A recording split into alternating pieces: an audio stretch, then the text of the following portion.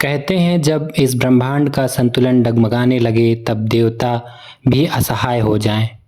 जब अंधकार की शक्ति पूरे वातावरण को अपने वश में कर ले तब जन्म लेती है एक नई शक्ति। कुछ ऐसा ही हुआ था करोड़ों वर्ष पहले। उस समय एक ऐसा असुर जन्मा जिसका नाम सुनते ही देवताओं का हृदय कांप उठा। वह इतना बलशाली था कि तीनों लोकों पर शासन करने लगा। उसका नाम था महिषासुर। आज मैं आपको उसी अद्भुत राक्षस की कथा सुनाऊंगा। एक ऐसा असुर जिसे न भगवान विष्णु का सुदर्शन चक्र रोक पाया, न भगवान शिव का त्रिशूल। तो फिर प्रश्न उठता है, जिस त्रिशूल में पूरे ब्रह्मांड को भेदने की शक्ति है, जिस सुदर्शन चक्र में समय और काल को काट डालने का सामर्थ्य है, वही अस्त्र महिषासुर पर क्यों विफल हो गए?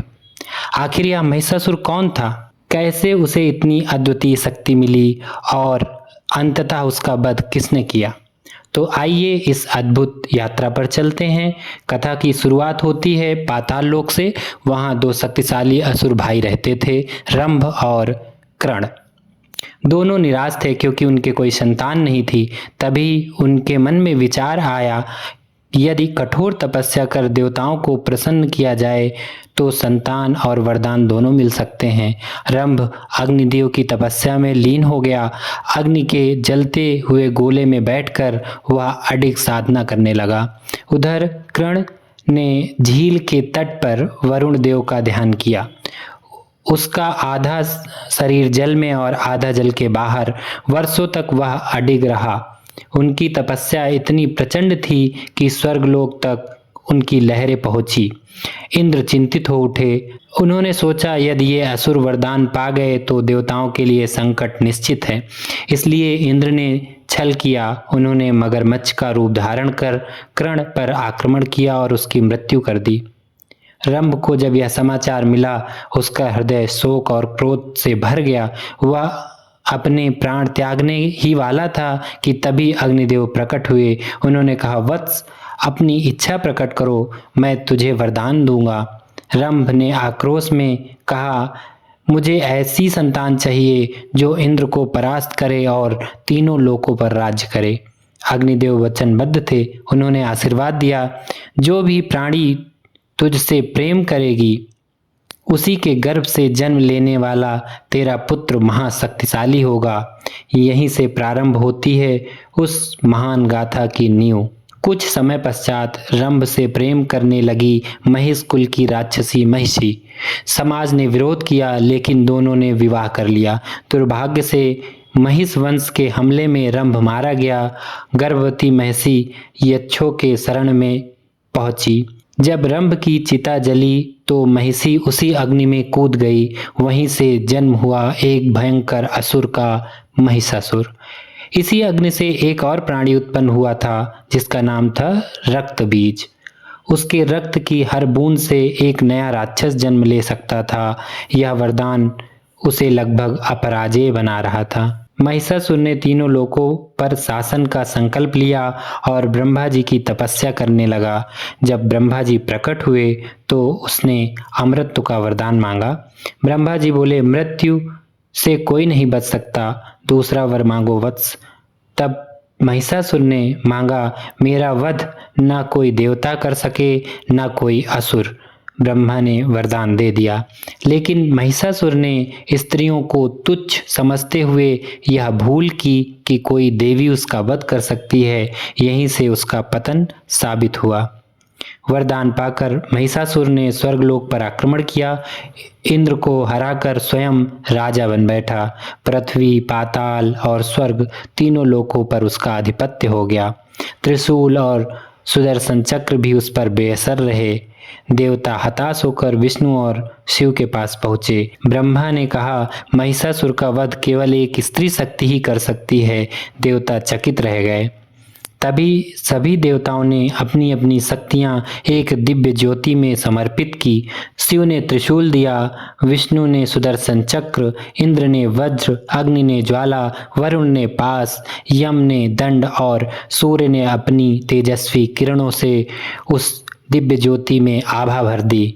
वह ज्योति चमकने लगी, धरती कांप उठी, सागर की लहरें आसमान छूने लगी और तभी उस ज्योति से प्रकट हुई महाशक्ति आदि शक्ति जगदम्बा माँ दुर्गा।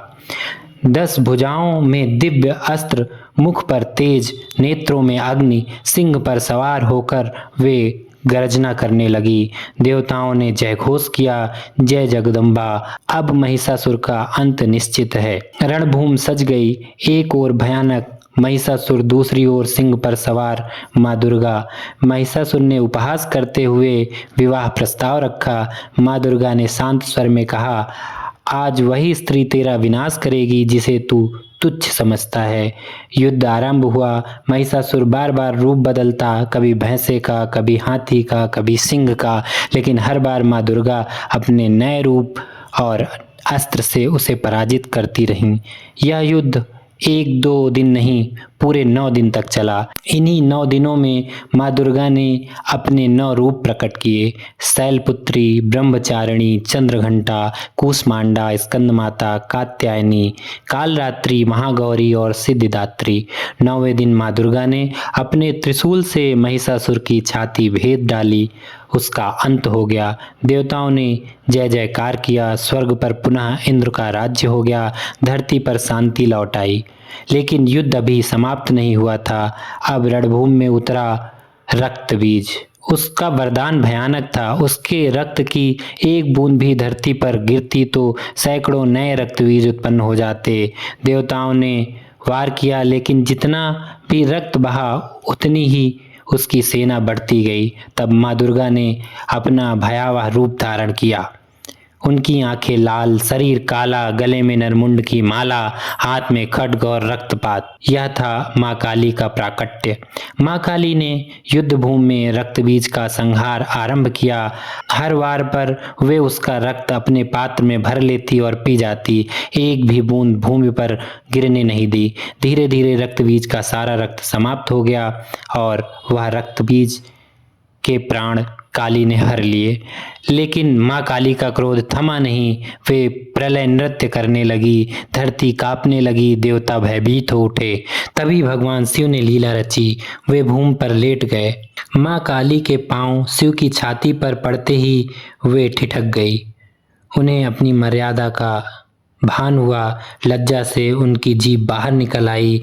यह वही दिव्य रूप है जिसे हम आज भी माँ काली की मूर्ति में देखते हैं। महिषासुर और रक्तबीज दोनों का अंत हो चुका था। संसार ने पहली बार देखा कि स्त्री शक्ति अजेय है। देवता भी जिन असुरों को नहीं हरा पाए, उन्हें एक देवी ने परास्त कर दिया।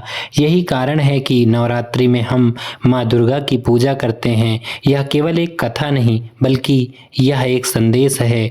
स्त्री शक्ति का अपमान करने वाले कभी विजयी नहीं होते और जब जब संसार पर संकट आएगा, आदि शक्ति नई शक्ति के रूप में प्रकट होकर पृथ्वी पर संतुलन बनाएंगी। तो यह थी महिषासुर मर्दिनी की गाथा। यदि आप माँ दुर्गा के भक्त हैं तो कमेंट में ज़रूर लिखें, जय माँ दुर्गा, जय महिषासुर मर्दिनी। तो दोस्तों, मेरी यह कहानी आपको कैसी लगी कमेंट करके अवश्य बताइए। मेरी इस कहानी को लाइक करिए, अपने परिवारजनों और दोस्तों के साथ इस कहानी को शेयर करिए। आप मेरे इस चैनल पर नए हैं तो मेरे चैनल को सब्सक्राइब करिए और अपने दोस्तों के साथ शेयर करिए।